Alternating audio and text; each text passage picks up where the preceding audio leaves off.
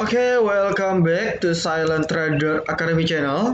Ya, jadi masih berjumpa kembali dengan saya, Om Silent, di kesempatan morning briefing untuk tanggal berapa tuh? Ini masih hari Sabtu. Untuk tanggal 21 Desember 2020, tepatnya di minggu keempat di bulan Desember yang penuh sukacita ini. Oke. Nah, di sini juga main topik kita, selain kita bahas saham tetap, tapi kali ini main topik kita yang sedang viral sekali, yaitu ialah tentang bea materai sebesar 10.000 yang menjadi pro kontra. Bahkan bukan pro kontra, kontra dan kontra. Ya, jadi sebenarnya ini sudah clear sekali. Saya nggak tahu YouTuber saham di tempat lain sudah bahas atau belum, ataupun di sosial media, grup-grup Telegram, saya nggak tahu sudah di-clearin belum sama ownernya. Cuman untuk penonton setia YouTube channel Silent Trader Academy, ya, izinkan saya untuk merangkum. Ya, apa sih yang sebenarnya terjadi dengan bea materai ini dan implementasi yang benarnya itu gimana? Oke? Ya, jadi izinkan saya untuk merangkum. Ya, izinkan saya untuk merangkum. Jadi kita simulasikan bahwa bea materai ini 10.000 ini benar-benar sudah fix ya oleh pemerintah dan benar-benar berlaku efektif per 1 Januari 2021. Jujur per video sekarang saya belum research dalam apakah memang keputusan ini masih bisa direvisi atau memang sudah ketok, istilah hukumnya kayak ketok palu lah, udah fix tinggal diberlakukan di 1 Januari. Ya, jadi kita asumsikan saya bahwa ini sudah benar-benar terjadi dan kita tinggal tunggu implementasinya di tanggal 1 Januari awal tahun nanti. Ya, jadi kita asumsikan seperti itu biar enak ngejelasin. Oke, nah ini adalah tampilan Undang-Undang Nomor 10 Tahun 2020. Ya, ini yang menjelaskan tentang bea materai. Ya, kita skip saja. Nah, di sini tertulis mana ya? Jadi sebentar, saya lupa pasal berapa.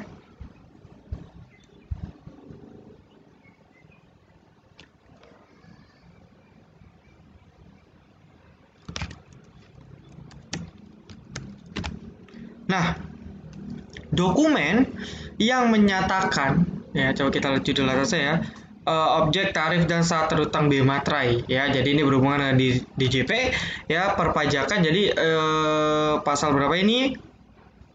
Bab 2, ya, bab 2 pasal 3 poin huruf G, ya, dokumen yang menyatakan jumlah uang dengan nilai nominal lebih dari 5 juta, menyebutkan penerimaan uang atau berisi pengakuan bahwa utang seluruhnya bla bla bla bla bla. Ini bahasa hukum. Ya, jadi dari sini dokumen sebagaimana dimaksud dalam pasal 3 dikenai bea materai dengan tarif sebesar 10.000. Ya, jadi dari pasal 3 ini dokumen-dokumennya, dokumen yang dibuat sebagai alat menerangkan, dokumen alat bukti pengadilan dan sebagainya. Nah, yang dirujuk oleh bursa itu yang di sini, dokumen yang menyatakan jumlah uang dengan nilai nominal lebih dari 5 juta. Ya, bla bla bla bla bla bla, itu dikenakan bea materai dengan tarif Rp10.000. Oke, jadi poin pertama yang harus teman-teman ketahui ialah dokumen di atas 5 juta, teman-teman, itu yang baru kena materai 10.000. Materai, ya, bahasa Indonesia. Nah, pertanyaannya dokumen apa? Kan mungkin teman-teman bingung. Ya, dokumennya ialah dokumen yang Anda terima setiap harinya kalau Anda trading dari sekuritas Anda melalui email. Ya, atau istilahnya ialah trade confirmation. Jadi kalau Anda seorang trader, Anda pasti dikirimin email. Saya nggak tahu sih sekuritas ada nggak sih sekuritas yang nggak kasih trade confirmation, tapi harusnya ada. Karena trade confirmation sebelum materai ini digunakan untuk pelaporan dari sekuritas bahwa Anda hari ini transaksi sekian, nominal sekian, kena fee sekian, dan sebagainya. Saya nggak bisa nunjukin saya punya trade confirmation, ya, karena di situ banyak data-data pribadi. Ya, tapi Anda cek saja setiap hari, bisa malam hari ataupun jam 4, jam 5 setelah bursa selesai, ini ada namanya trade confirmation atau TC. Ya, nah inilah dokumen yang merujuk kepada dokumen di atas 5 juta. Nah, tetapi kalau saya boleh akui, ya, mungkin ini kurang sosialisasi. Jadi sebenarnya dua pihak ini ya harus saling apa ya istilahnya? Istilahnya itu harus saling toleransi. Jadi seperti ya dari B ya dari bursa sendiri menurut saya ini memang kurang sosialisasi. Jadi muncul berita ya saya cek Instagram Bursa Efek pun penjelasannya nggak detail. Nah nggak detailnya menurut saya yang paling signifikan apa ya? Nggak detailnya ya itu tidak dijelaskan ya itu tidak dijelaskan ini 5 juta ini sekali beli sudah kehitung 5 juta ya atau saya jual beli 2 juta saya jual beli 5 juta 5 juta ya beli 5 jual 5 kan berarti total kan 10. Nah apakah terhitung 10 juta bukan 5 juta? Nah ini beda konteks ya. Jadi contoh seperti ini kalau memang per beli ya per kali beli misalnya saya beli saham 2 juta berarti belum kena karena di sore harinya trade confirmation Anda cuma beli 2 juta. Oke, nah tapi kalau diberlakukannya Anda jual beli kehitungnya tetap 2 juta itu lebih bagus ya karena Anda bisa trading jual beli 4 kali transaksi 2 kali beli 2 kali jual ya Anda masih belum kena materai 10.000. Nah ini yang memang belum jelas. Saya belum cek apakah sudah dijelasin ya. Oke kita pause dulu ya ada azan kita pause dulu ya. Jadi kita ulang ya nggak detail. Oke tadi kita sampai ke detail karena nggak dijelasin nih. Contoh beli 2 juta lalu kita jual lagi saham yang sama 2 juta nominalnya ya apakah dihitung 4 juta atau tetap dihitung 2 juta. Nah ini yang nggak dijelasin ya. Ini kedua hal ini yang tidak dijelasin secara detail dan saya belum tahu yang benar yang mana ya. Tapi sebenarnya mau yang pertama mau yang kedua maksudnya jual beli dihitung 1 2 juta ataupun beli 2 jual 2 itu sebenarnya nggak terlalu signifikan. Jadi sebenarnya kekurangan dari Bursa Efek Indonesia sendiri menurut saya cuma kurang sosialisasi perihal ini. Selebihnya menurut saya sudah jelas sekali. Udah nggak ada yang perlu dikontrain ya. Nah tetapi memang dengan diberlakukannya dokumen ini tentu secara tidak langsung sudah pasti akan merugikan kita. Kenapa? Karena secara tidak langsung juga kita tiap hari harus bayar 10.000. Nah mungkin ini menjadi permasalahan bagi teman-teman ya. Jadi 10.000 kali 20 200.000 ya. Nah lalu teman-teman muncul nih wacana-wacana saya baca di kolom komentar, bahkan kasihan sekali komentar-komentar di Instagramnya IDX itu pada head speech semua ya, malah nyamber-nyamber ke politik, ke pemerintah dan lain-lain ya. Jadi di sini kan sudah jelas Anda harus baca dulu ya. Di sini poin ini sudah sangat jelas, dokumennya 5 juta trade confirmation. Tadi saya sudah cek trade confirmation saya versi Mirai, yaitu cuma dijelasin Anda beli apa, berapa lot, total amount berapa, gross profit berapa, VAT-nya berapa, PPN-nya berapa, ya pajaknya, broker fee berapa, udah. Ya kalau Anda beli jual banyak, ya mungkin ceknya di total amount-nya yang di terakhir. Nah, mungkin ini yang lebih relate ya. Jadi beli 2 juta, jual 2 juta, beli 1 juta, jual 1 juta, di total jadi 6 juta. Nah, kalau udah 6 juta berarti kena 10.000. Oke. Nah, sampai sini ya. Nah, kalau sudah paham, jadi permasalahan pertama sudah clear. Ya, nggak ada tuh istilah saya beli saham gocapan 5.000, bayar 10.000. Apaan? Ya, itu pemikiran yang sangat amat memalukan sebenarnya. Kenapa? Karena undang-undangnya sudah dikasih. Ini kan salinannya Anda bisa baca. Ya. Ini salinan asli. dokumen UURI kan nomor 10 tahun 2020. Anda tinggal baca, tapi Anda nggak mau baca, tapi Anda mikir seperti itu, lalu Anda protes. Sampai saya cek tadi, ada yang buat petisi untuk evaluasi. Ya, agak lucu ya, petisi untuk evaluasi. Nah, oke, kita kesampingkan dulu lah. Ya, jadi menurut saya kurang sosialisasinya ini cuma di sini. Ya, ini cukup ngaruh. Sebenarnya ngaruh juga enggak. Kenapa? Saya akan jelaskan kepada Anda sebenarnya ini tidak signifikan. Baik itu yang modal besar ataupun modal kecil. Saya rasa untuk modal besar nggak mungkin protes. Ya, kalau udah modal gede masih protes, udahlah nggak usah trading saham. Ya, nah mungkin yang jadi permasalahan problem ya mungkin teman-teman, saya paham maksudnya. Ya, karena di mindset teman-teman, aduh saya kan baru mulai saham, saya baru 1-2 bulan di saham, modal saya cuma 1 juta, 2 juta, masa dikenain 10.000 sih? Mungkin teman-teman berpikir seperti itu. Nah, tetapi teman-teman kan sekarang sudah tahu, cuman di atas 5 juta yang kena.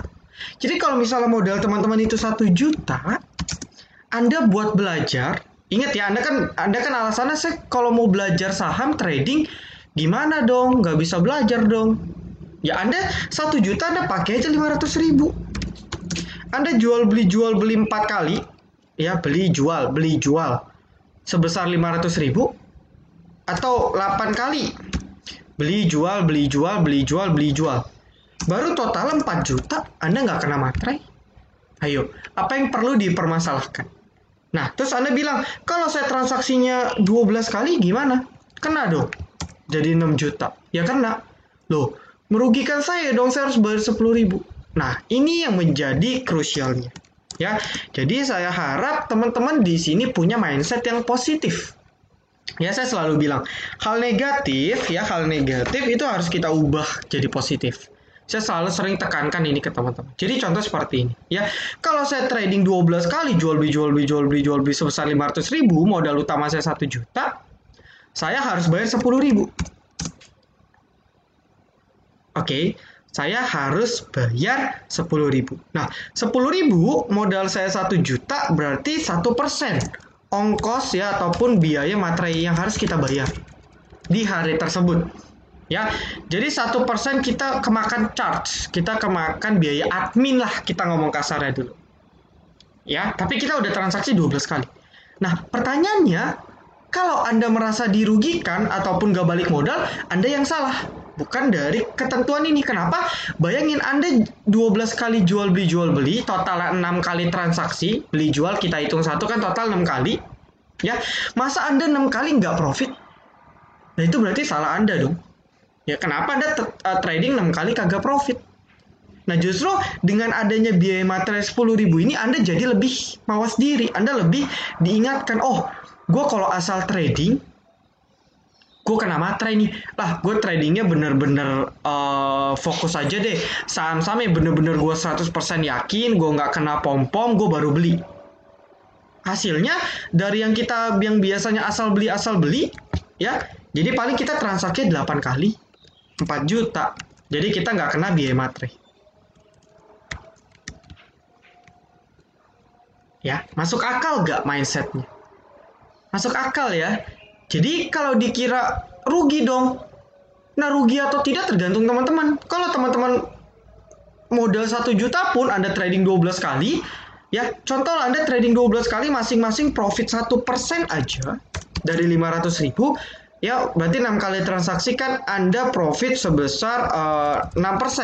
Ya, 6% dikali 500.000 itu sama dengan berapa tuh? 6%, 500.000 berarti 30.000. Ya, kita pakai kalkulator. Nah, Anda bayangin gak sih? Ya, Anda udah profit nih 30.000. Biaya materai 10.000, Anda masih untung 20.000 gak? Masih. Cuman memang untungnya diperkecil. Ini nggak salah bahwa memang dengan materai ini kita dirugikan 10.000 per hari. Itu sudah pasti, itu memang merugikan.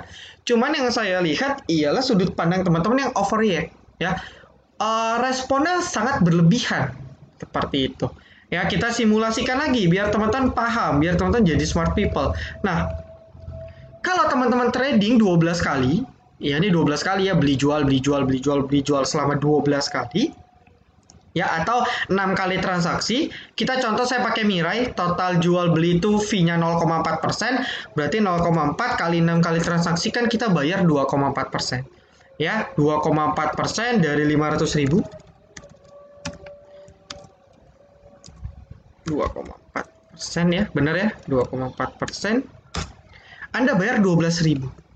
Ya, jadi kalau kita kurangin biaya materai 12, 22, Anda masih profit 8.000. Anda masih profit. Lalu nggak profitnya di sebelah mana? Ya, jadi permasalahan Anda sendiri. Kalau Anda asal trading, ya kalau member baru kan gitu. Ya, maksudnya orang-orang yang sudah trading ataupun baru trading 1 sampai 2 bulan, mereka kan ikut-ikut orang.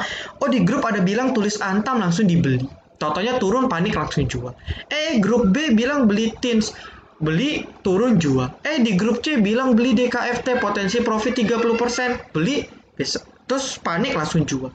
Nah, yang kayak gitu justru malah teman-teman loss-nya lebih gede daripada teman-teman bayar biaya materai. Ya, fee-nya 12.000, biaya materai 10.000. Jadi yang lebih berat tetap adalah broker fee dibandingkan materai. Jadi kalau dibilang bursa efek mau cari untung itu salah besar. Ya, mereka orang-orang hebat, mereka orang-orang pinter. Ya, mereka nggak mungkin ngorbanin 10.000 per hari. Per hari loh ya. Ini nggak ada ini udah maksimal 10.000 per hari. Tok.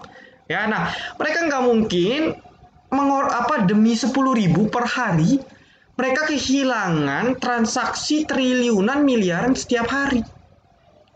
Jadi kalau ada yang bilang bursa efek mau cari untung, enggak. Ngaco. Justru kalau mereka memang seandainya benar-benar mau cari untung, mereka tembak 50.000. Ya, mereka nggak mungkin buat ketentuan yang membuat trader dan investor itu nggak jadi trading. Enggak. Ya, jadi nggak mungkin dia ngorbanin 10.000. Itu kan ada tuh di Instagramnya si Kapten Saham, ya kan beliau kan sudah hitung-hitung bahwa dapat 24 triliun katanya setahun. Berarti sebulan dapat kurang lebih 2 triliun ya, 2 triliun sebulan. Ya itu saya nggak paham sih hitungannya dari mana. Ya, nah kalau kita pakai data itu kita asumsikan berarti sebulan 2 triliun. Ya, tetapi gara-gara 2 triliun ini setengah orang nggak mau trading, saya yakin bursa kerugiannya lebih dari 2 triliun. Bisa kehilangan 10 triliun hingga mungkin 20 triliun per bulan. Jadi nggak mungkin, nggak make sense, nggak masuk akal kalau dibilang bursa efek mau cari duit. Enggak. Ini lebih kepada perihal perpajakan. Ya, kalau orang yang selalu mindset positif, ya mereka bilang ya sudah kita taat pajak untuk pembangunan negara. Ya kita tinggal doain aja. Ini dananya nggak dikorupsiin, udah gitu doang ya kan. Kita berharap dana ini nggak dikorupsiin, beres. Kalau memang dana benar-benar tidak dikorupsiin, ya dana ini akan dipergunakan untuk negara kita sendiri, untuk ngebangun infrastruktur, untuk membangun sarana prasarana yang nantinya akan meningkatkan pasar modal kita, akan meningkatkan ekonomi kita, yang balik lagi akan menguntungkan pasar modal kita sendiri. Jadi dari kita untuk kita, ya dari kita dan untuk kita. Ya, jadi kita bayar untuk diri kita sendiri. Cuman prosesnya saja yang diputar. Ya, jadi seperti itu. Nah, kalau contoh kasus berikutnya, saya modal 5 juta Om, pas. Ya, Anda trading sekali aja, ya, atau misalnya saya beli 2,5 juta, saya trading 2 kali, beli sekali, jual sekali. Itu kan total 5 juta tuh.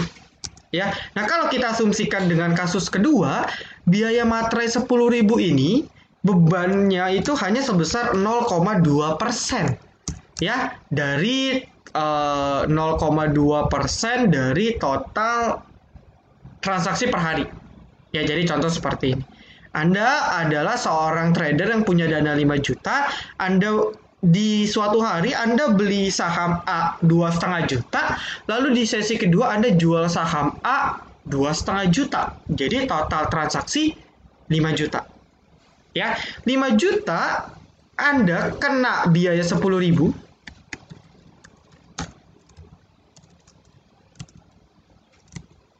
Ya. Oke, ya berarti 0,02%. Ya, 0,2%. Oke, sedangkan biaya broker fee kita pakai assumption Mirai saja atau rata-rata itu 0,4 sampai 0,5%. Artinya kalau Anda cukup sehari sekali trading, Anda beli sore jual pagi, itu kan sistemnya kan Anda cuma transaksi 2 kali tuh. Ya, kalau Anda kasus seperti ini, kita pakai contoh asumsi paling gampang, maka cost yang Anda gunakan ya itu sebesar 0,6% hingga 0,7%. Ini biaya wajib yang harus Anda bayar. Nah, permasalahannya masa Anda nggak bisa sih untung 1% aja di saham? Anda beli saham di harga 100, jual harga di 101, Anda sudah profit 1%. Potong dapat 0,3. Masih untung, walaupun kecil. Tapi masih untung. Oke. Ya, tapi kan nggak mungkin 1%. Kalau Anda memang trader ahli, ya Anda pasti minimal profit bersihnya 1% lah. Berarti Anda profit sebesar 1,6% misalnya. Dipotong broker fee, dipotong materai, Anda dapat bersih 1%. Gampang nggak 1%? Di VVIP gampang sekali. Beli sore, jual besok pagi dapat kedan. Ya, masalah nggak materai? Nggak masalah, cuman 0,2%. Ya. Nah, kalau Anda asumsi Anda transaksi 10 kali, berarti Anda transaksi 10 kali, Anda transaksi sebesar 25 juta. Anda tetap bayar 10.000. Ya. Anda tetap bayar 10.000 nih, nggak ngaruh. Ya, berarti semakin besar Anda transaksi, maka bebannya ya, beban yang Anda terima di biaya materai itu hanya sebesar 0,04% dari total transaksi Anda. Contoh Anda transaksi 25 juta, ya, Anda cuma kena 0,04-nya. Kalau Anda jual beli 20 kali, ya berarti Anda cuman kena biaya itu sebesar berapa? Berarti 50 juta dikali 0,02%. Semakin kecil. Gak berasa. Karena cuma 0,02% lagi. Ya, dibagi 100 lagi. Nah, jadi nggak ada alasan kalau bilang, saya keberatan om. Atau mungkin, Om Silent kan modalnya gede. Amin. Ya, jadi enak nih kalau katanya, lu kan modal gede. Ya kan, lu modal gede ya lu nggak ada rasa. Nah, kita yang 1 juta gimana? Ya balik lagi ke sini. Ya Anda trading seperti ini, modal 1 juta, pakai 500.000, transaksi misalnya 6 kali, ya Anda belum kena materai. Udah, clear, urusan sampai situ. Ya, Anda trading, saya mau trading lebih banyak. Nah, itu tugas Anda, bagaimana caranya Anda 6 kali itu bisa profit. Kalau Anda trading banyak-banyak gak profit, mendingan gak usah trading. Udah trading broker fee kena, tanpa Anda sadari. Ya, kena materai pula, terus Anda nyalahin peraturan. Sebenarnya yang salah sebenarnya diri sendiri. Ya cuma saya paham, memang peraturan ini pasti akan memberatkan kita karena kita harus keluarin 200.000 per bulan. Ya, asumsinya 200.000 per bulan. Tetapi kita yang tiap hari kena, saya rasa 200.000 per bulan itu sangat mungkin untuk ke cover. Apalagi modal kita asumsi 5 juta. Ya, Anda profit 4% aja di saham, itu sudah BEP, udah impas. Anda profit 5% modal 5 juta, ya itu Anda sudah impas BEP. Seperti itu. Ya, jadi kalau di sila scalping trader akan termakan, enggak dong. Justru scalping trader copetnya semakin banyak setiap hari, fee-nya tetap 10.000. Ya, contoh 10.000 per hari. Anda transaksi 1 kali, berarti per transaksi Anda kena 10.000. Terus scalper B, dia transaksi 4 kali dalam sehari. Maka fee transaksinya itu 2.500 per transaksi. Lebih kecil nggak? Lebih kecil lagi. Ya, taruh scalper C, dia transaksi 10 kali per hari. Maka dia cuma dikenakan per transaksi 1.000 rupiah. Material nggak? Iya, saya rasa nggak gitu material. Ya, jadi kesimpulannya kurang lebih seperti itu dan saya rasa teman-teman harus lebih smart untuk mengkritisi hal-hal terkait seperti ini. Memang merugikan, saya paham. Cuman Anda terlalu overrespon, mayoritas overrespon, dan saya harap terutama member VVIP saya itu nggak seperti itu cara pandangnya. Karena kalau Anda punya cara pandang selalu negatif, output Anda akan negatif terus. Jadi ubah nih yang negatif menjadi positif. Kalau Anda merasa 10.000 itu berat, ya Anda tradingnya hati-hati. Atau Anda trading pakai lot kecil, beli aja satu lot. Lu trading tuh 100 kali, tetap aja nggak kena materai. Nggak ada masalah, clear, urusan beres. Sesimpel itu. Cuman saya lihat kenapa jadi rumit sampai buat petisi.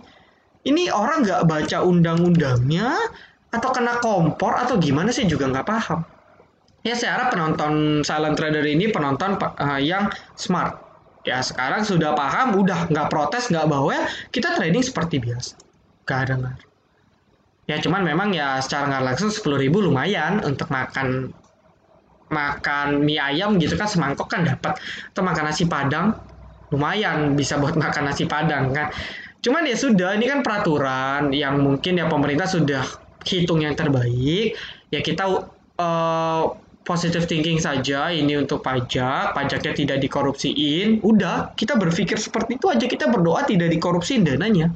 Jadi udahlah, asumsinya kita mengabdi kepada negara. Orang bijak taat pajak. Istilah kalau kita ke kantor pajak kan seperti itu.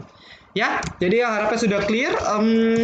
Oke, kita langsung to the point saja kepada market. Ya, saya review perdagangan market kemarin. Oke, seperti yang sudah saya bilang, market cenderung bergerak stagnan ya. Saya review perdagangan di hari Jumat itu asing outflow-nya cukup tinggi ya, hampir 600 triliun di pasar reguler dan 2 triliun di pasar nego dan tunai ya. Nah, pasar negonya di mana? Ya coba di sini ada foreign nggak ya?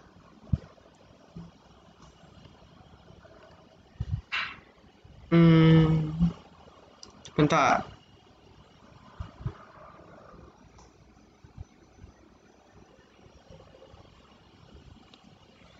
Oke, foreign.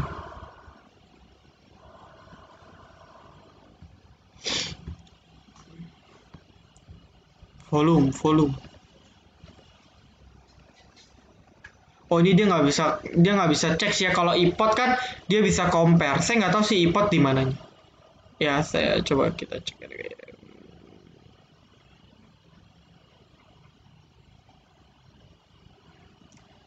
Saya cuma cek broker summary-nya sih ya, coba.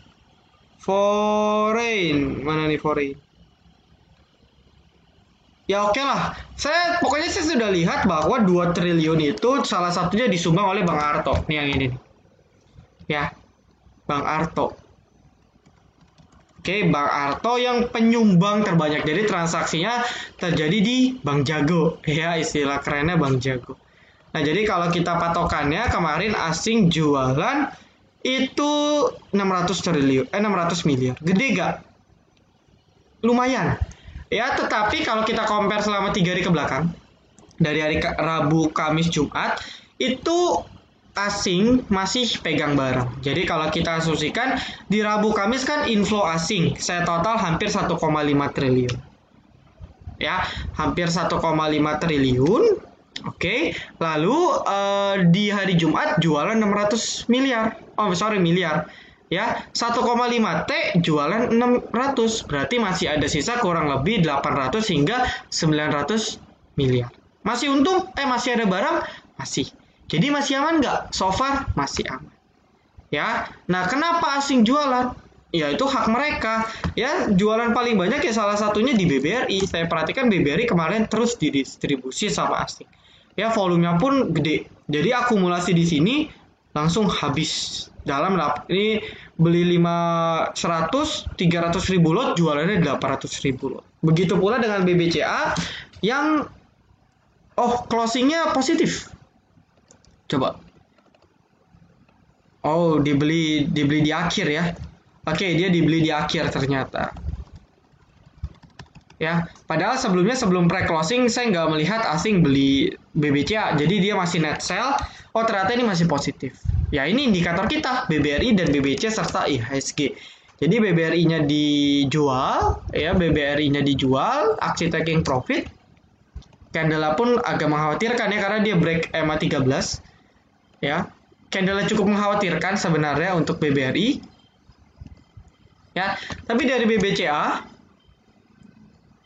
pun koreksi dahsyat sekali. Ya BBCA koreksi dahsyat, cuman asingnya masih inflow.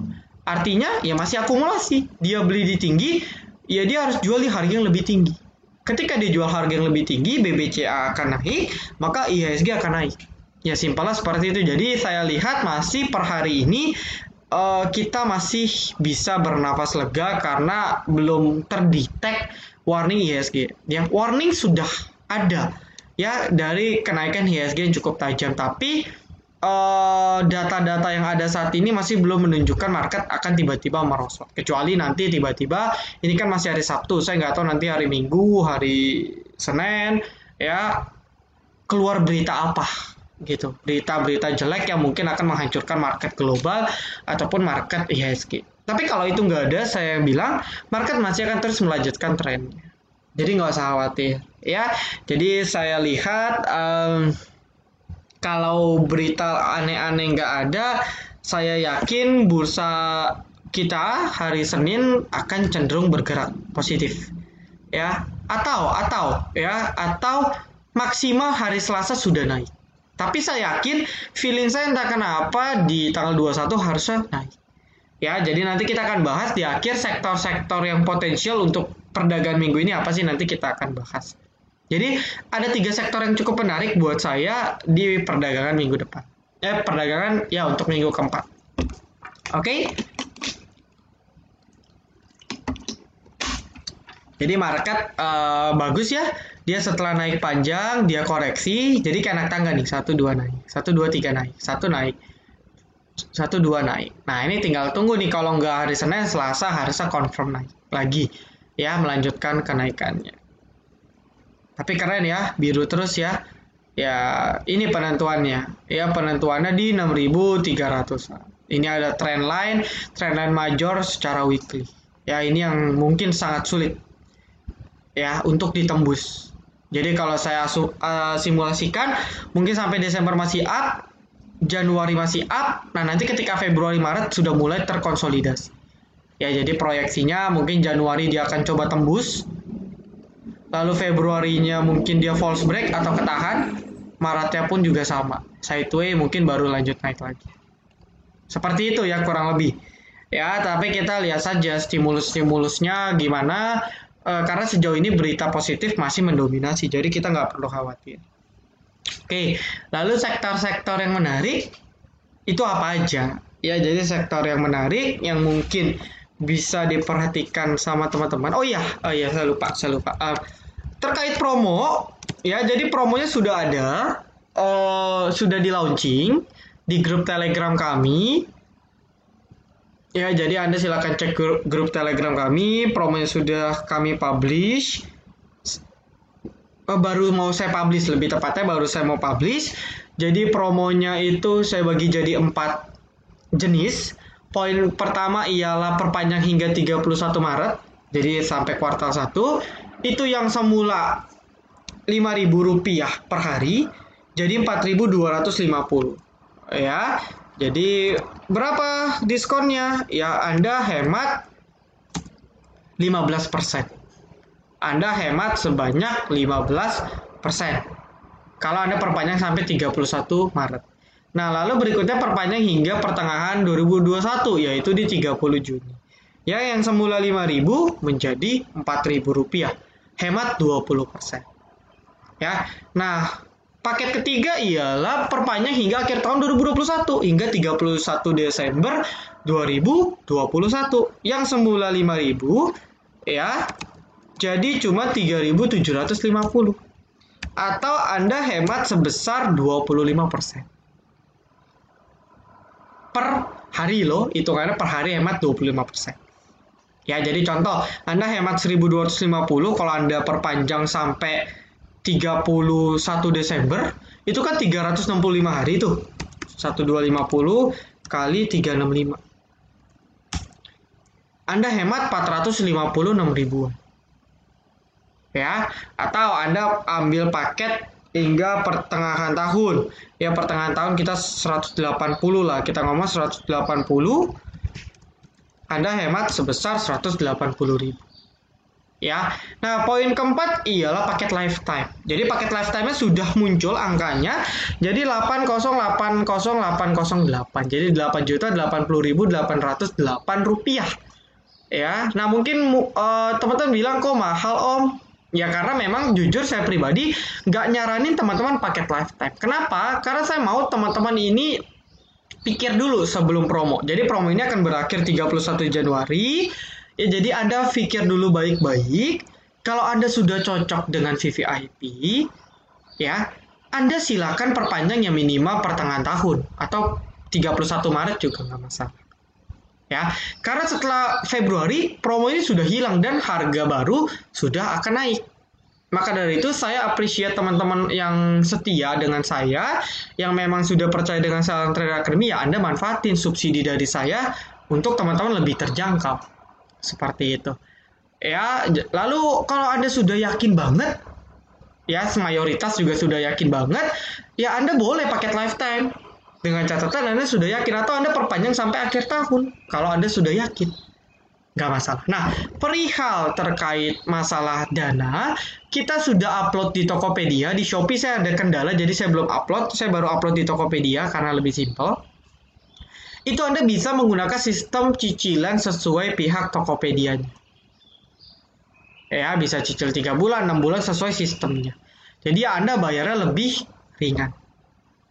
Ya, seperti itu. Nah, untuk lifetime ini saya batasin hanya untuk 50 orang. Ya, saya batasin maksimal 50 orang dulu karena saya juga nggak mau banyak-banyak lifetime. Ya, khusus untuk 50 orang dulu. Nanti kalau misalnya over demand, saya baru akan buka slot lagi. Jadi sementara cuman untuk 50 orang. Jadi kalau Anda yang memang sudah yakin atau ya memang teman-teman yang modalnya di sini gede, di atas 100 atau di atas 50 juta saya rasa sudah masuk. Karena ini kan bayarnya sekali di awal doang. Ya, Anda hingga seumur hidup. Ya, jadi Anda silakan manfaatkan. Anda tinggal pilih mau paket pertama, paket kedua, paket ketiga atau paket keempat. Jadi nanti dihitungnya per hari. Ya, berlaku untuk member baru atau perpanjangan. Contoh, member lama saya habisnya di 31 April, Om. 30 April. Ya, Anda tinggal hitung dari 30 April ke 31 Desember itu berapa hari. Nah, nanti Anda tinggal kali dengan paket promo 3.750. Ya, nanti detailnya Anda tinggal tanya ke staff saya, @staffsilent. Untuk join Telegram kami, itu linknya ada di deskripsi. Ya, jadi manfaatin. Rencananya promonya 31 Januari saya off, tapi kalau saya cek animonya kurang, ya saya mungkin akan batasin hingga awal tahun saya stop promonya. Nanti kita lihat. Yang jelas, per Februari 2021 harganya sudah akan kita naikkan karena Januari saya akan percepat proses pembuatan mobile apps dan juga terkait dengan pembuatan bot saham. Ya, jadi teman-teman tinggal klik /wika nanti muncul support resisten indikator buy atau sell. Seperti itu. Ya. Oke. Nah, jadi sektor yang menarik untuk kita perhatikan di minggu ini, saya singkat saja karena sudah cukup lama. Ya, sektor menariknya ialah komoditas. Ya, komoditas yang cukup menarik. Di samping itu properti dan konstruksi juga masih kita lihat.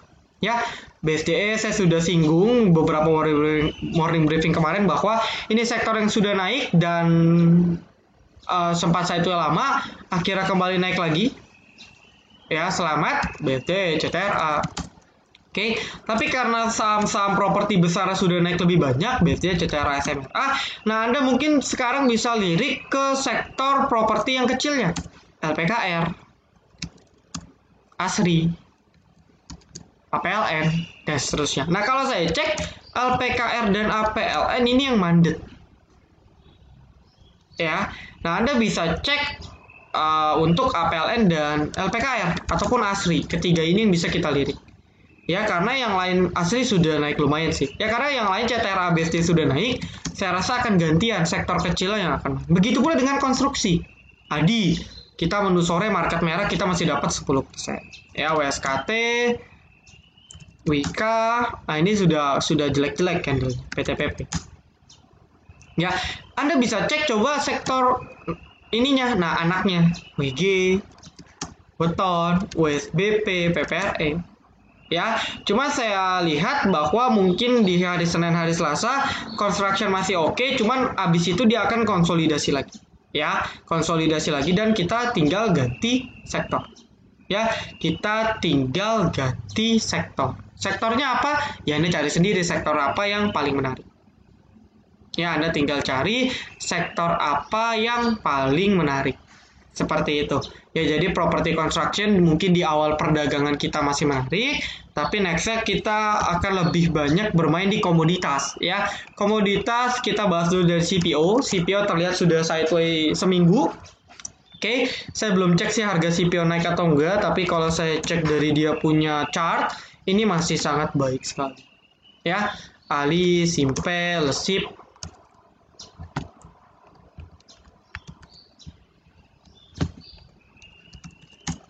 BWPT ya, nih terutama BWPT ini sudah sideways dan ini tinggal tunggu.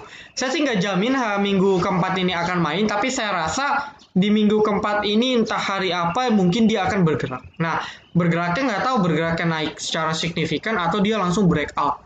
Ya, jadi BWPT target dekatnya Anda bisa buy sekarang, jual ketika breakout di 150 154. Ya, Anda tinggal batasin ya, kalau dia jebol 137 Anda bisa out dulu untuk BWPT, atau untuk Lesipnya Anda bisa beli sekarang, batasin stop loss saja. Stop lossnya agak jauh sih ya. Anda bisa batasin stop loss di 1180 atau Anda bisa taking profit minimal di 1300 dulu, 1320. Next targetnya jelas ada di 1500. Ya, ini target pertama 1320, lalu target jauhnya di sini di sekitar 1450 hingga 1500. Batasin stop loss di 1160 sudah cukup ya. 1160 merupakan 1160 berapa nih? 1135 ya, 1135 hingga 1130 sampai 1160 ini merupakan support kuat batasnya ya untuk Lesip dan BWPT. Ya, tapi biasanya yang ngacir paling banyak sih BWPT. Biasanya. Ya, cuman kita nggak tahu. Saya jarang perhatiin CPO sebenarnya. Anda tinggal cari yang fluktuatif lebih banyak. Contoh, Lesip Simpe naik, ya Anda beli BWPT. Gitu. Tinggal cari sektor yang sama yang belum naik. Oke, nah berikutnya sektor yang menarik di minggu ini. Teman-teman juga bisa perhatikan batubara. Oke, jadi batubara terlihat sudah sideways dan koreksi bahkan lumayan. Jadi ada yang bilang, oh saya nyangkut Adro di 1600. Waduh. Saya sudah bilang ya, jangan beli di pucuk. Anda beli di pucuk, kalau istilahnya monyet pun bisa cuan, ya Anda beli pisang busuk. Anda dapat pisang busuk kalau beli di 1600. Jadi market bagus, tapi kalau Andanya sendiri yang kagak salah timing, ya Anda juga loss. Begitu pula dengan market merah. Kalau Anda timingnya pas, Anda tetap bisa profit di kala market merah. Ya, di kala market hijau kalau Anda yang analisisnya lumayan akurat, Anda profitnya berlipat-lipat. Market merah Anda tetap profit. Nah, jadi timing tetap penting di kala market bearish ataupun market bullish. Ya, tapi nggak usah khawatir, untuk Adro DKK ini masih sangat bagus. Dia lebih bagus untuk nutup gap. Ya, gapnya sudah tertutup, bersyukurlah. Dan saya rasa minggu ini batubara akan main. Saya nggak tahu hari apa, tapi predik saya minggu ini batubara akan main. PTBA juga sudah consolidate. ITMG pun juga sudah sama, walaupun chartnya mirip double top ya, agak ngeri. Indi juga sama, Doit juga sama. Apakah akan terjun bebas? Saya rasa enggak, karena demand-nya ya, key driver-nya ya, driver untuk menggerakkan harga batubara itu masih positif ya. Jadi pemblokiran dari Australia ya dan lain-lain sebagainya. Saya sih belum ikutin batubara. Ya, ini menciptakan demand yang tinggi sehingga harga batu bara dunia Newcastle itu naik. Ya, trennya sudah up dan sekarang range-nya di atas 80-an. Ya, ingat, batu bara itu baru BEP, perusahaan batu bara baru BEP. Kalau harga batu bara berkisar di antara 70 sampai 80. Saya pernah ada ketemu ya, saya punya kenalan tersebut punya kenalan juga. Beliau merupakan petinggi dari BOS ya, Borneo. Ini kan batu bara nih. Ya, Ini kan batu bara, katanya BEP-nya itu di 70 dan 80 untuk emiten batu bara secara keseluruhan. Ya, kurang lebih seperti itu. Nah, sekarang sudah di atas 80, maka ya sudah dalam posisi profit. Ya, ketika dalam posisi profit, kinerja meningkat, fundamental baik, muncul berita positif, harga saham naik. Itu kalau kita lihat dari sisi pendapatan. Ya, jadi ini masih bagus, trennya masih up, cuman kita harus waspadai saham-sahamnya sudah naik tinggi. Contoh, ini sudah naik dari 1000 hampir ke 2000, sudah 100%. ITMG dari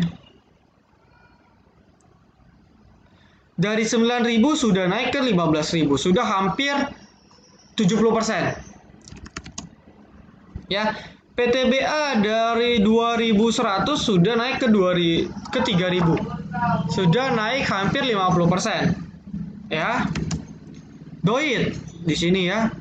Doit dari kita trading dari 260, 270 sudah ke 466, sudah hampir 70%-an. Ya. Adaro. Nah, Adaro mungkin yang paling lambat. Adaro 1290 1300 baru ke 1600. Jadi yang paling belum naik banyak itu Adaro. Ya. Yang paling bahaya Indi, ITMG, Doit. Sisanya PTBA dan Adro yang naiknya masih belum terlalu banyak. Jadi mungkin kita bisa alihkan ke PTBA ataupun Adro. Dan kebetulan kedua emiten ini masuk ke dalam IDX Div 20, emiten yang rutin membagikan dividen secara konsisten dan dalam jumlah besar. Ya ini batubara dua ini masuk. PTBA per tahun bisa belasan persen. Adaro itu setahun biasa bagi 2 kali. Kalau di total juga 10%-an setahu saya. 7-10%. Jadi untuk investasi kita bisa dapat dividen dari dua emiten tersebut. Dan dua emiten ini juga merupakan bisnis modelnya bagus. Ya, secara performance, struktur modal pun juga bagus. Ya, apalagi PTBA. Kalau ngomong PTBA paling superior menurut saya. Tapi Adro juga nggak kalah. Jadi Adro bisnis modelnya juga sangat menarik. Jadi Adro dan PTBA ini yang bisa kita lirik. Karena di satu sisi ini yang belum naik banyak. Ya, ini yang belum naik banyak. Cuman kalau Anda mau spekulasi ya Anda bisa beli Indi ataupun Doit. Karena Indi Doit biasanya kalau sekali naik banyak itu lumayan bisa di atas 10%. Tapi kalau PTBA Adro sangat jarang di atas 10%. Cuman nggak tahu ya, kalau dia rebound, biasanya kan ada saham-saham yang belum naik banyak, dia reboundnya tiba-tiba lebih tinggi daripada yang lain. Ya, kita tunggu saja. Jadi intinya batubara sudah menarik, dia sudah di area support, ya ini sudah nutup gap, jadi kita tinggal tunggu tanggal main. Berikutnya, yang menarik ialah terkait nikel.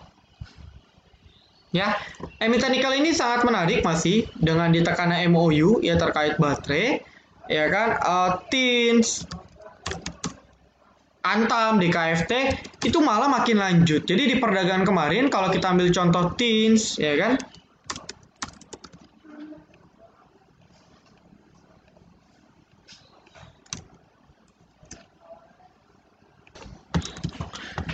ya jadi kalau kita lihat TINS perdagangan di hari Jumat, ya aslinya cenderung distribusi KZ. Ya memang KZ terus cicil jual, tapi balik lagi. Ya, saya sudah bilang di morning briefing sebelumnya, TINS ini diakumulasi sama si MS. MS beli 210.000 lot, ya 220.000 lot. Dan kalau kita show secara value, MS ini nggak ada jual sama sekali, teman-teman. Ya, bisa kita cek di sini nggak ada MS di sisi penjualan. Artinya dia beli dan benar-benar satu lot pun tidak dijual. Begitu pula dengan ZP.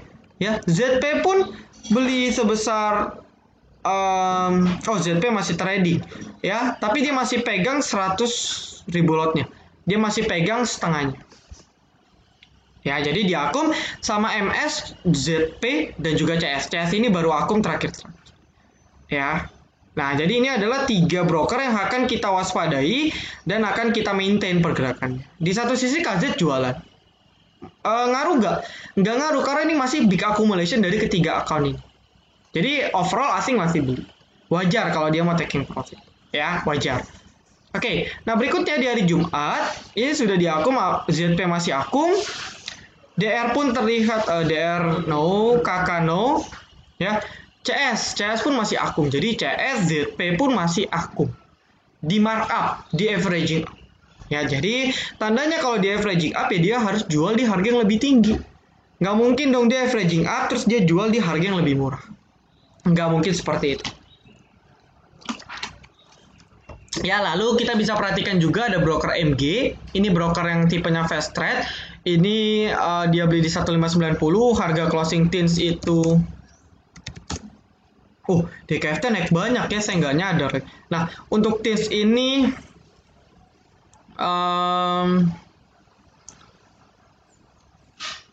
harga closing 1605, ya dia paling baru profit nggak nyampe 1%.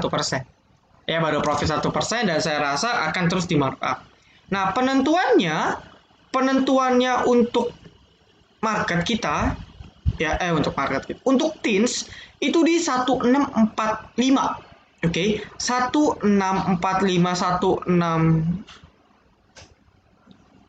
1645 ya, ini merupakan high di bulan Februari 2019. Sejak saat itu market belum TINS belum mencapai, ya bahkan baru nyentuh 1640-nya. Jadi kalau besok ataupun minggu ini bisa break, ya ini akan sangat bagus sekali untuk TINS karena secara teknikal dia punya resisten itu udah nggak ada lagi resisten kuat. Jadi ketika dia bisa break 1645, next resisten kuat itu udah di 2000-an. Lihat, next resisten sudah di 2000. Jadi kalau dia bisa kuat di atas 1645, untuk TINS sudah hampir dipastikan bisa ke 2000. Dengan catatan sentimen nikel masih akan terus berlanjut. Ya, Anda bisa swing, tapi hati-hati naiknya sudah sangat banyak. Ya, hati-hati rawan taking profit. Oke, kalau kita TINS sudah rekom dari sini. Profit 15%, profit lagi lumayan 2%, profit lagi 5%. Kita trading terus TINS setiap hari. Nah, kalau Antam, ya, kita cek aja. Saya nggak ngikutin Antam, jujur. Dan memang kalau secara berita memang merujuknya ke Antam. Oke, nah perdagangan kemarin Antam juga menarik, ya. Foreign-nya coba. Foreign-nya kurang dominasi. KZ beli lumayan. Ya, YB juga beli lumayan. AI beli lumayan, AK, FSZP. Jadi kenaikan Antam kemarin banyak juga didominasi oleh broker-broker, istilahnya apa ya? Broker-broker institusi. Ya, KZ ini mengingatkan kita pada Pegas waktu dia beli di 1666. Ya, jadi ya jelas dia mainnya pasti long term. Dia beli di 1920, harga sekarang 1950, baru profit mungkin 2%, 1,5%, dan saya rasa targetnya masih jauh. Nah, berapa target Antam? Ya, kalau Antam ini juga lebih unik ya. Kalau Antam dari dulu memang dia sudah breakout, teman-teman. Ya, kalau Antam dari dulu memang sudah breakout. Dia sudah breakout di 1000. Ya, di berapa nih? Di 1000-an lah kita ngomong. Ya, dia sudah sampai EMA-nya. Dia sudah sampai targetnya di sekitar 2000. Ya, 1800 dan juga 2000. Next target jauhnya itu sudah jauh sekali. Ya, di 2500 hingga 3000, 2800. Ya, 25 dan 28. Itu target yang sangat amat jauh. Ya, tapi 2000 sudah sangat di depan mata. Jadi trennya sudah up. Ya, ini akan terus berlanjut up, cuman mungkin ya akan naik turun. Ya, akan naik turun karena weekly-nya sudah naik banyak sekali. Ya, dari sini dari 700, ya member juga banyak yang beli dari 700 di bulan September, itu sudah mau hampir 200% untuk Antamnya. Jadi untuk Antam juga sudah signifikan. Ya, jadi saya lebih prefer ke TINS karena TINS yang belum breakout. Ya, kalau Antam sudah breakout resistennya, TINS belum breakout resisten kuat. Nah, bagaimana DKFT? Saya DKFT jujur saya nggak ngecek tiba-tiba naik banyak ya. Biasanya mainnya di akhir. Oh, ya benar ya. 10 menit terakhir memang tidak terpantau. Ya, tidak terpantau. Oke, kalau kita cek.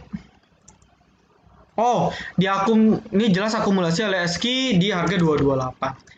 Ya, jadi kalau di akum ya saya rasa mungkin hari Senin nikel sudah main, saham-saham nikel.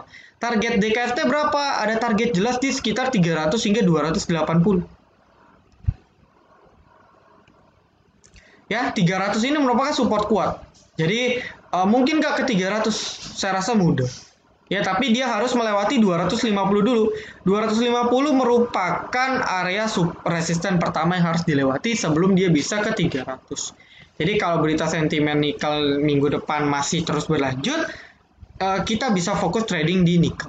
Ya, ingat nikel, komoditas CPO dan juga batubara. Ya, berikutnya kita juga bisa lihat minyak. Cuman minyak saya skip. Ya, kita bisa fokus ke batubara, CPO ataupun nikel. Ya, terutama nikel yang biasanya kalau naik itu lebih signifikan.